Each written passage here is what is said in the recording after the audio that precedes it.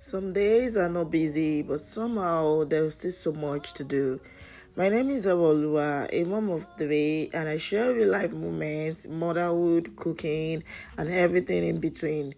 Today is just one of those simple, normal days at home. So I decided to start by prepping my protein because if I don't do it now, later it will just be stressful. I already bought out my fish I made from the freezer last night, so they've been in the fridge. Now I'm just bringing everything out so I can get it started. First thing I did was to cut my fish, and if you know this part can take time. But I actually like moments like this because sometimes it's quiet, no noise, just me and what I have to do. After cutting everything, I make sure to wash my protein properly. I don't like washing this part because this is what we are going to eat at the end of the day. So I take my time to clean everything. Then I transfer everything into the pot, and just like that, cooking has officially started.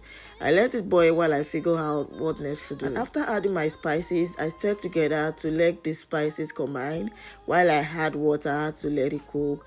I also pour in my pomo to cook with my meat, though I don't really like boiling my pomo with the meat, but because I know I won't be using the stock water, that is why I poured it to boil together.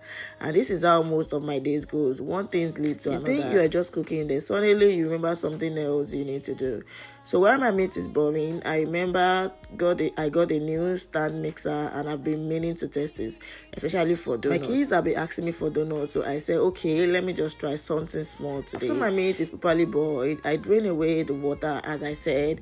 So I arrange my fish and my meat inside a pan I have laid with parchment paper so that I'll put in the oven to smoke. Then I had to spray in my cooking butter oil to make it look as if it looks fried. When you do this, it's going to give your meat and your fish a change of taste. So try this and you will thank me later. So it's time to do our donut properly. So I added my ingredients, a little bit of yeast, the yeast that was left at home. Then I added my flour, my sugar and all that. Nothing too much, just a quick taste. So at this point, I was really hoping it to come out perfect. But it didn't rise the way I expected because it wasn't an instant taste. It was a fast yeast. And honestly, I stood there like, why now? But that's real life. Not everything comes out perfect every time.